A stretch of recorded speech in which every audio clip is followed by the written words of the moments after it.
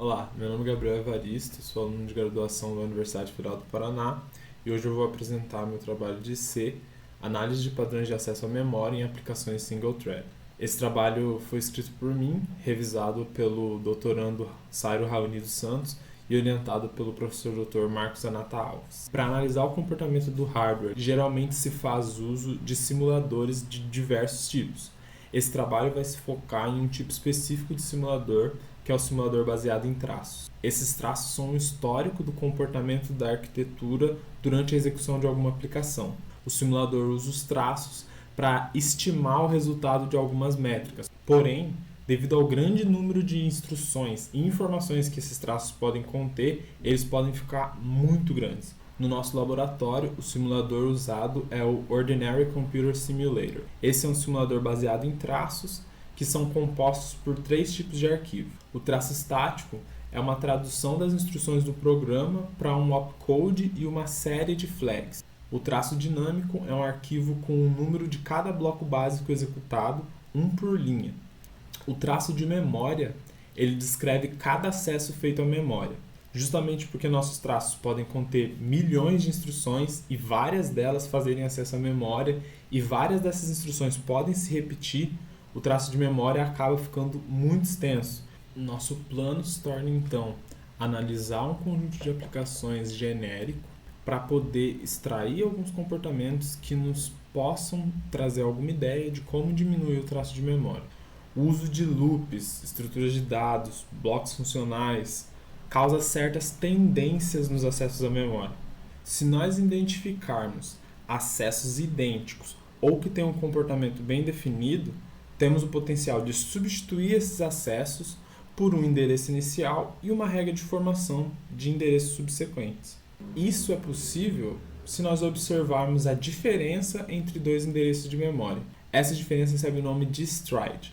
Uma observação necessária é que o ORC presume instruções CISC. Portanto, cada instrução pode fazer até 3 acessos à memória. Nós vamos chamar cada um desses acessos a partir de agora de read, read2 e write.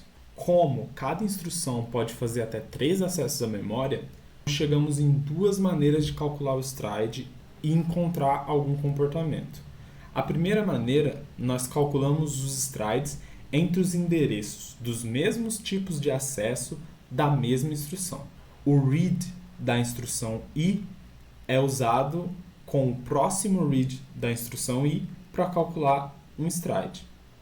A segunda maneira, nós calculamos ainda strides entre endereços de acessos da mesma instrução, porém a gente não faz diferenciação de tipos de acesso. Nós calculamos o stride entre o endereço de qualquer tipo de acesso da instrução i com o próximo endereço de qualquer tipo de acesso da instrução i. Não importa se o acesso foi read, read2 ou write, o próximo acesso, independente também se foi read, read2 ou write, vai ser usado para ser calculado um stride.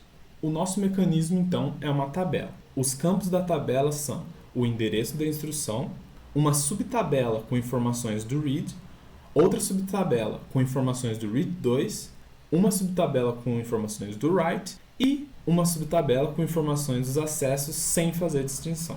As subtabelas contêm as seguintes informações: o primeiro endereço acessado, o último endereço acessado, o último stride visto, o status final do acesso e o número de vezes que aquele tipo de acesso ocorreu.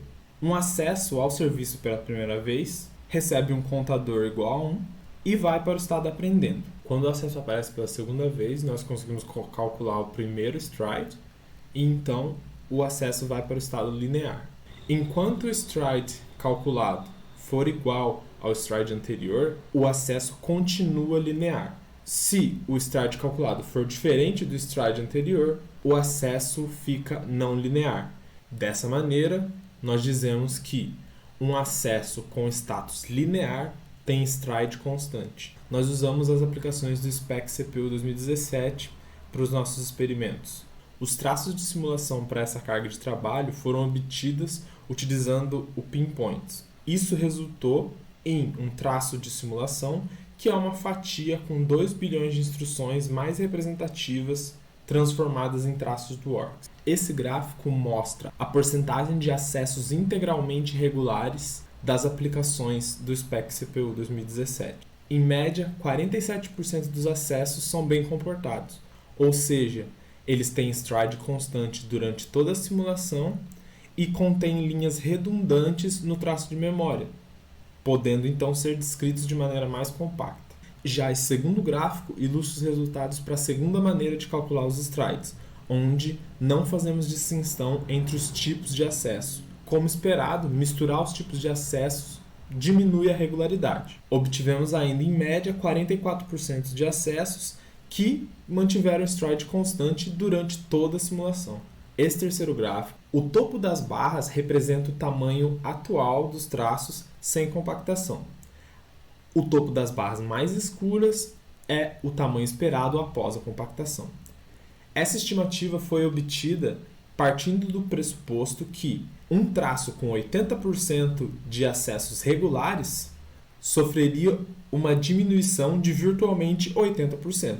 Concluindo, após observar as aplicações do SPEC 2017, descobrimos que quase 50% dos acessos são regulares e dessa maneira nós podemos diminuir o espaço de armazenamento gasto com os traços de memória. Nosso próximo passo é implementar o mecanismo de compressão e descompressão e comparar a compressão real dos traços com a nossa estimativa. Como a descompressão ocorre em tempo de simulação, nós podemos também fazer uma comparação desse trade-off entre compressão e tempo de simulação. Bom, eu agradeço aos participantes do Laboratório Hypes pelo apoio, ao Sairo e ao professor Zanata pela revisão e orientação. Esse trabalho foi parcialmente suportado pelo Instituto Serra Pilheira. Muito obrigado